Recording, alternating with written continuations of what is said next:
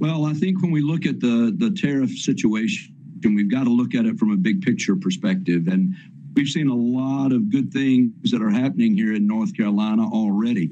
And so I believe, again, we're allowing the president the opportunity to negotiate these deals. We're seeing week after week more countries that are at the doorstep of the White House having these negotiations. And so I think overall, we're expecting that it will come out in that favor of the United States when it's all said and done. Again, we've got to understand he is trying to get us to a place where we're going to have fair trade across the world. And I think that can't do anything but benefit North Carolina. I mean, when you look at the things that are happening in North Carolina, we're seeing some great strides. We've already seen Merck & Company that has announced $9 billion over the next several years after they've already invested $3 billion in manufacturing here in North Carolina. We also know Regeneron Pharmaceuticals has announced a partnership that's going to be a major investment here in North Carolina. So we feel good about where we are. I think specifically when you look at these tariffs on steel, I think over time, we're going to see it play out certainly in our favor. Over time. So we both can agree this is going to take a little bit of a while. We know many Americans are still concerned about the economic impact of tariffs now. What are you saying to your constituents about that, Congressman? Well, our constituents, again, throughout my district, I have to be honest, when I talk to people, they recognize that there's some pain that's being felt right now, but they also understand that it is going to take some time. And this is a long play. We've said that from the beginning as we talk about tariffs. And again, as we start seeing more and more deals that are announced with country after country, I think it's going to be a very positive. I mean, again, you've got 27 countries in the EU. That's going to be a major deal when we're able to get to that place. And I'm confident that the president is going to get it done. Let's move on to the big, beautiful bill, Congressman. Of course, it's passed in the House. It's now in the hands of the Senate. You have commented on this bill. You said, quote, not perfect, and that it could have gone much further when it comes to getting our spending under control. Now, the Senate is beginning its markup. Where else would you like to see the cuts? Well, I think the Senate's going to be involved. I think the president has invited the Senate to bring their ideas to the table of things of how this bill may be able to be improved upon. It's going to be important. Obviously, everybody knows the bill passed by one vote, 215 to 214, and one present in the U.S. House. So there's not a whole lot of room. But I do think that, again, you're hearing voices from the Senate that are saying we've got to do more in terms of spending. I mean, when you start hearing conversations about getting back to pre-COVID spending levels, I think that's important, of course, with inflation put in there and taken into account. But if we can get back to that, that's going to be something that we have to consider. But I do think the negotiations is like walking a tightrope right now, because, again, you've got the reality in the House of passing it by one vote. The Senate has got to take action on this. We all know what's at stake. We all know that if the Senate doesn't pass it and the House doesn't pass it and we get it to the president's desk, we're looking at the largest tax increase in American history. We don't need that. And I think the American people will recognize that. I know the House does. I believe the Senate does. And we've got to get to a place where we get it done. Would you welcome more Medicaid cuts? Oh, I would welcome that we take a serious look at reforming Medicaid further than we have. I've said all along from the beginning that if we don't do something to seriously reform Medicaid, then we're going to see it facing a $1 trillion expense. That's not sustainable. And when things are not sustainable like that, they just collapse. And we've got to make sure that we preserve. Medicaid's too important to be done away with. And like other programs, but we've got to make sure they're sustainable. And the path we're on right now, it's not there. I'm grateful for the adjustments that we've made, the work requirements that we put in place, but I think we've got to look at some serious adjustment going forward in Medicaid. And again, get back to the reality of the people that it was developed to take care of, to provide that safety net for the elderly, for the disabled, for pregnant women, for children, those folks. And we've got to make sure that it's preserved for them. And I think we've got to take a long, serious look at Medicaid. Whether that happens now, or whether that happens in a future bill, we'll just have to see. I want to bring up something your colleague, Republican Congressman Mike Flood, said. He held a town hall recently. An audience member asked him about this big, beautiful bill restricting federal judges' ability to hold government officials in contempt if they violate a court order. Here's what his response was, and I'll talk to you on the other side, Congressman. I am not going to hide the truth.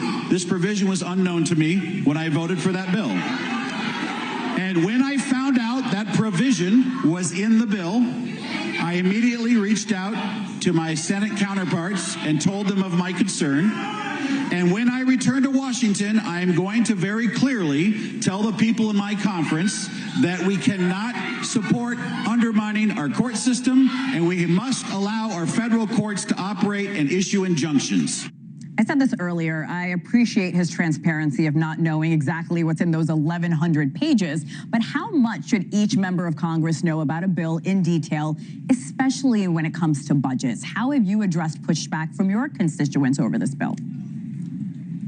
Well, I think we've got to make sure that we understand the overarching purpose in why that was in the bill, that we're dealing with the judiciary, the federal district court judge, all of these injunctions that they put in place, all of these steps that they've taken. We, in fact, in the House have already passed the No Rogue Rulings Act and have sent that over to the Senate.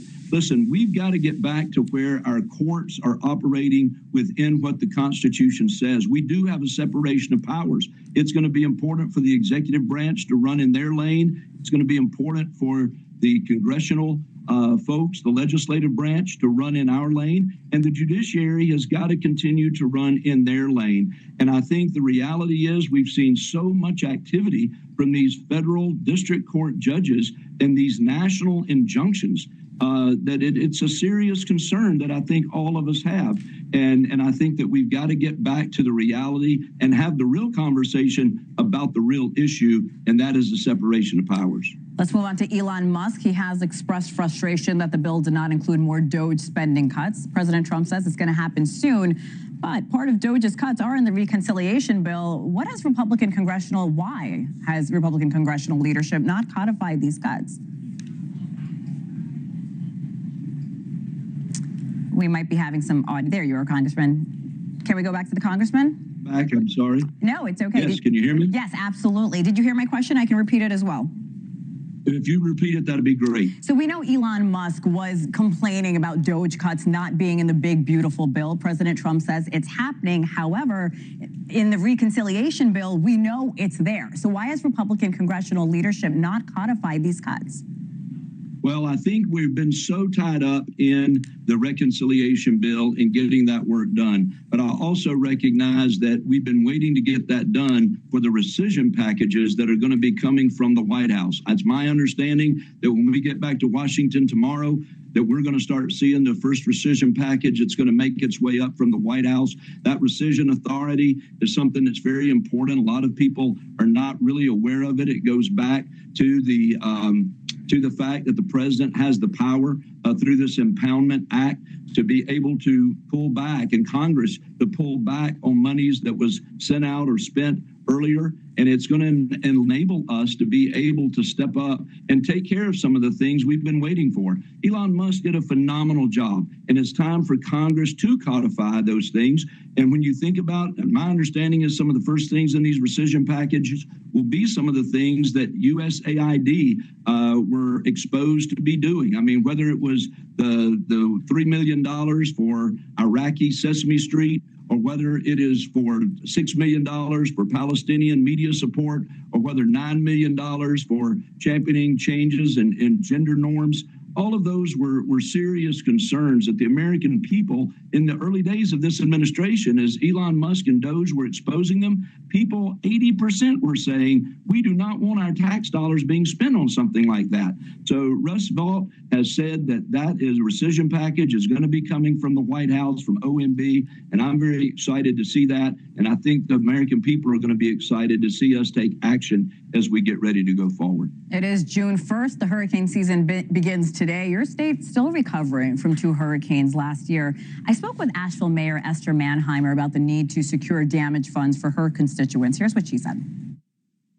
We still need a lot of help to recover. I mean, I think what we're finding is the stuff that was easy to fix has been fixed, but the things that are going to take a lot longer, we're talking years to rebuild, that is something that we need support for now into the future.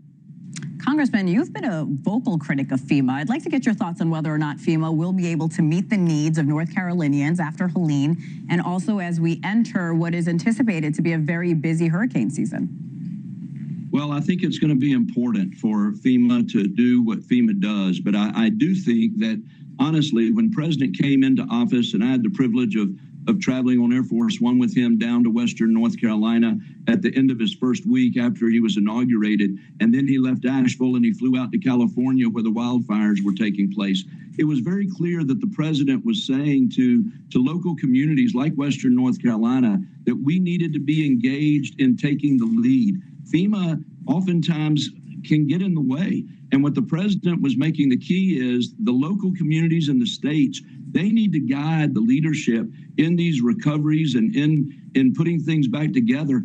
But the U.S. government is going to help them. They're going to fund it. They're going to get the support to them. And I think you're continuing to see that. And I think as we see the rework of FEMA, I think this administration is very, very interested in FEMA becoming more effective in the way they operate and getting more and more power to the local communities and to the states in order to lead out in the recovery. And still getting the support there is going to be absolutely crucial. Well, Congressman, I appreciate your time this morning. I know you have a busy schedule ahead. Congressman Mark Harris of North Carolina. We hope to see you soon. Thank you again. Thank you. It's always great to be with you. Always a pleasure to have you, sir.